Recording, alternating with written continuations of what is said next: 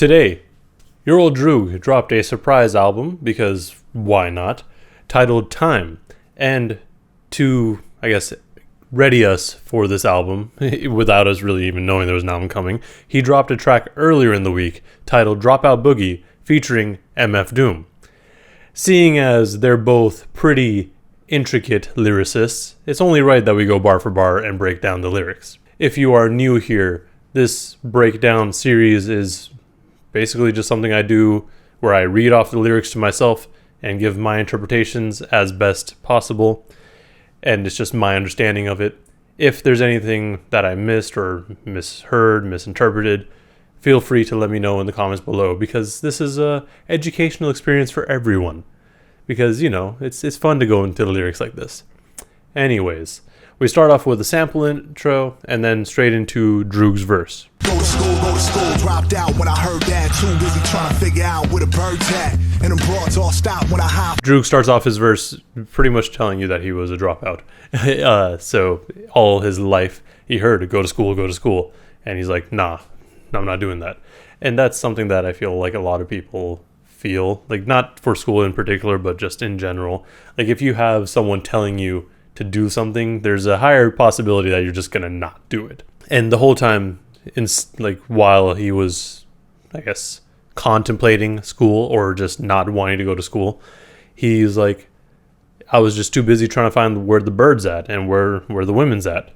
So he had other things on his mind. They tried to throw me in detention and spot it, but I prospered unlike they intended. Now suspended, I was getting suspended, posted up outside of my street clothes.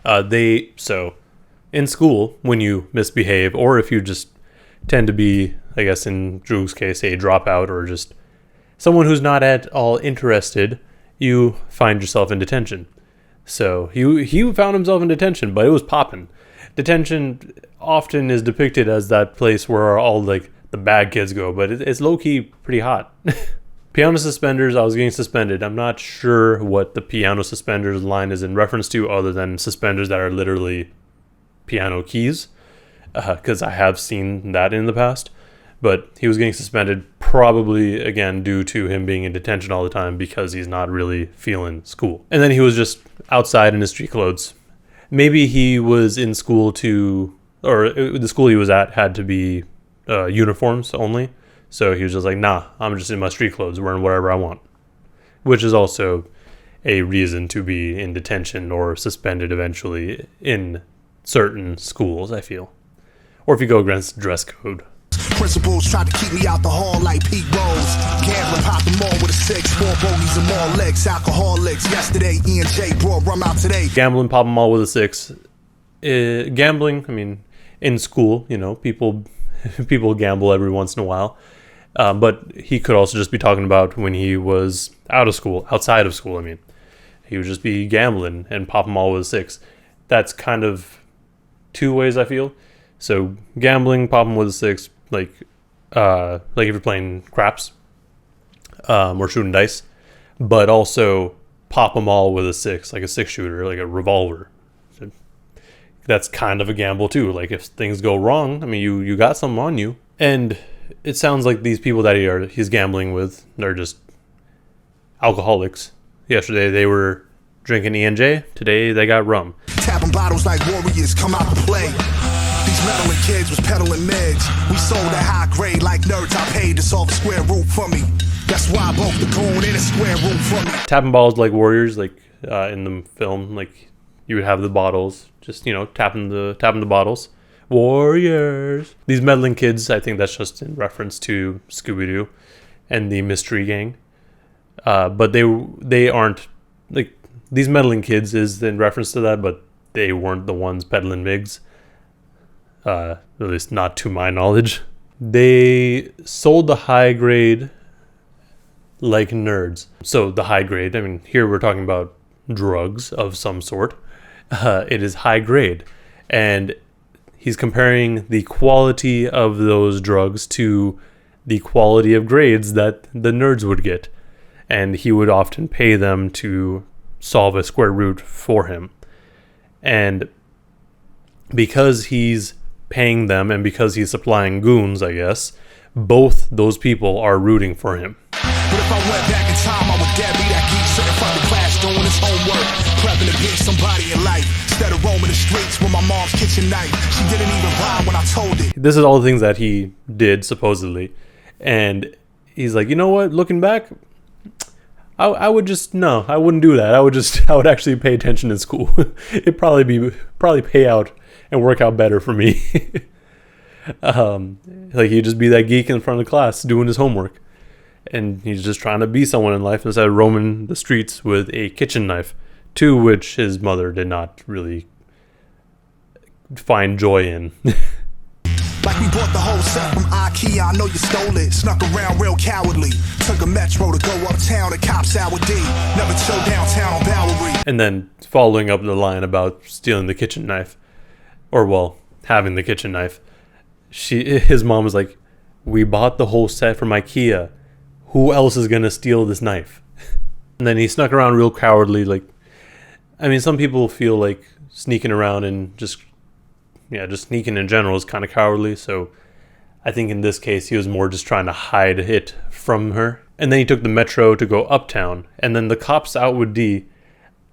The only thing I can think of is like maybe the cops were with him or they were following him. Could be something else too. And then he would never chill downtown on Bowery. Like that's where he would just not be at.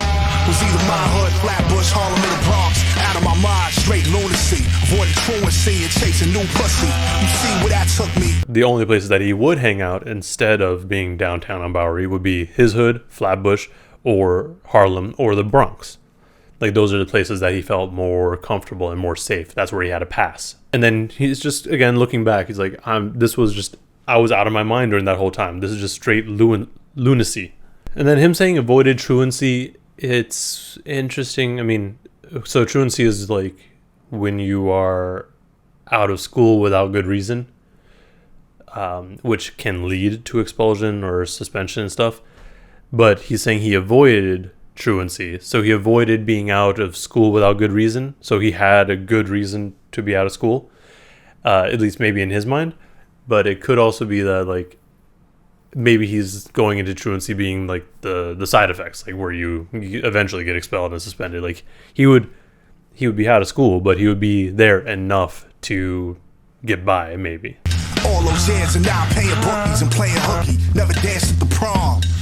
I did the Dropout Boogie. All those years, I think he's talking about like all the years in school, maybe, or all the years that he spent not in school, and now he's paying bookies and playing hooky. The hooky part sounds like it's just in relation to school, but I mean, who knows? Could be something else there. And he never danced at prom, probably because he dropped out, and that's why he did the Dropout Boogie. This then goes into another sample break, and then we get also a beat switch too, and that goes right into Doom's verse. And the beat switch at this point is super appropriate for Doom. Like it almost sounds like something that you would hear on the Danger Doom album. Kind of reminiscent of Old School, the track he did with Talib Kweli, but straight into Doom's verse. Remain true to the task. Got bad grades, still stay doing the math. Prom night, pack of bones in a flash. Shop around my cone, let him in with a mask. So he remained true to whatever task he was trying to do. And then even though he was getting bad grades, he was still doing math. This math could be related to the tasks that he was doing. So something outside of school, presumably. Prom night, pack of bones in a flash. Pack of bones, the first thing that comes to mind is dominoes. But it could also just be, I mean, when you're going to prom, you're generally junior prom, I guess, between 16 and 18.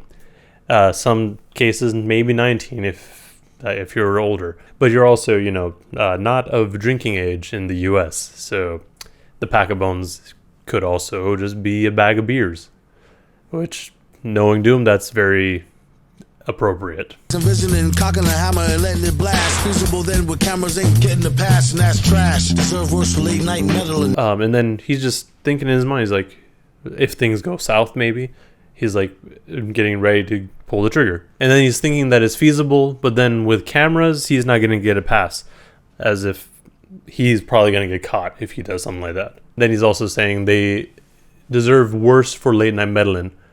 Maybe, again, he's still talking about himself and his peers who partook in this bag of bones or pack of bones.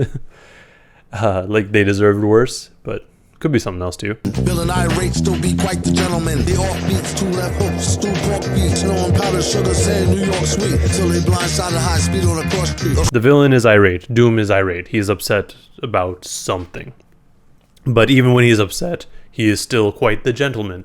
He carries himself well, even when he's upset, which is not something that many people can do. He off beats, like he kills beats with 2 left hooks, and then stewed pork beats. Don't know where that came in from. And on powdered sugar, say New York sweet. The powdered sugar could also just be cocaine instead of literal powdered sugar. Till they blindsided high speed on a cross street. Blindsided, like you can get blindsided by, not paying attention. Sometimes people be in a rush and they run that red light. You get T-boned. Like you get blindsided. Slap a mental card down their face to the raw meat. Remember classmates, some of them bad apes. Hallway jokes to bathroom gag rapes. Property to face ass bet dice games for mad papes. So swiping the Metro cars down their face to raw meat. The only image that comes to mind is someone just holding your face to a subway car or something. Very similar to what happened in Invincible. Spoilers, I guess. That's all I'm going to leave it at. And then he's, thinking back. He remembers some of his classmates. Some of them were bad apes. Like they were bad kids. They weren't the best people in class. And he's just like, these are the things that they did. They would make hallway jokes to bathroom gag rapes. Yeah, kids are kind of fucked up sometimes. And then, he would also be, things are defaced properly. Of course, ass bet. And then they would also play dice games for mad papes. Again, similar to what Droog was saying in his verse. That's kind of what he would be doing. Windows shatter, just blame the brown dude when the glass breaks. And thank the public school system for providing new landscapes. Deficit in attention, honorable mention for detention. Actions, foul language, words, and unleashed tensions. Windows shatter, just blame the brown dude when the glass breaks. That could just be like whenever something goes bad, blame the darkest person in the room. Like it's clearly their fault, right? That's the only thing I can think of with that line. And thank the public school system for providing new landscapes.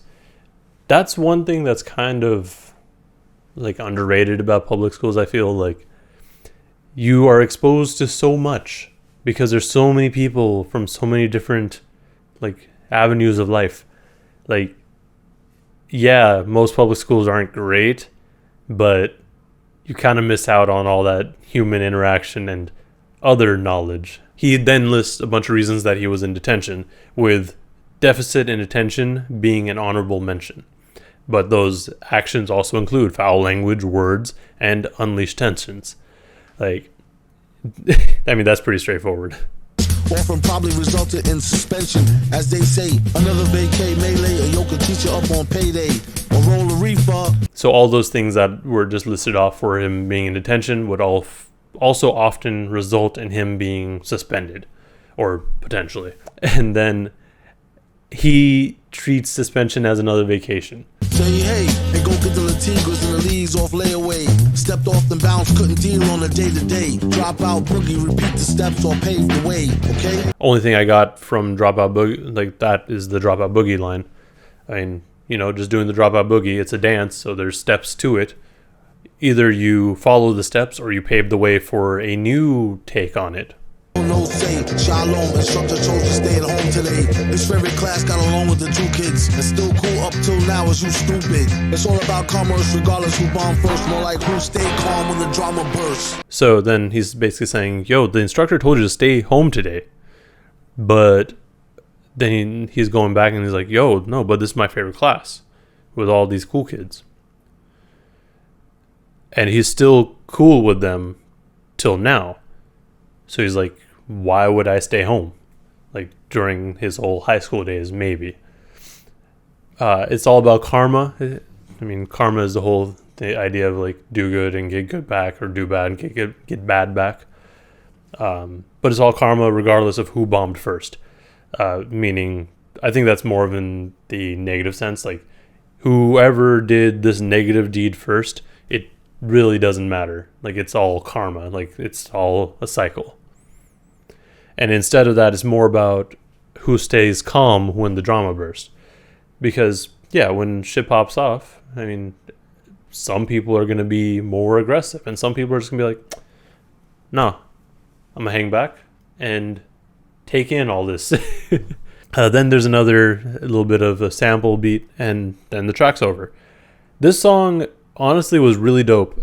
I listened to it when it first came out, and I meant to do a breakdown sooner, but just didn't get the chance to until today.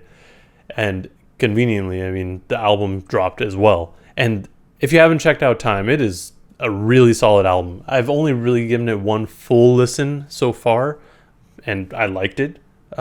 So hopefully I like it even more with more listens. This track, it's dope though. I don't really have much else to say other than that. This track does make a lot more sense in context of the album, because I don't really want to give that away though. Like, there's a whole, like, time is a very important part of the album, let's say. Like, it's not just the title. There's more to the album than just naming it Time. So all of this song makes a lot of sense, like, when you listen to the album, or at least the first couple songs. I think this is like track 3 or something. But yeah, I don't have anything else to say because I don't want to give the album away. Like, it's a good album. And like, you definitely need to check it out. At least if you're into your Old Droog and more lyrical focused albums.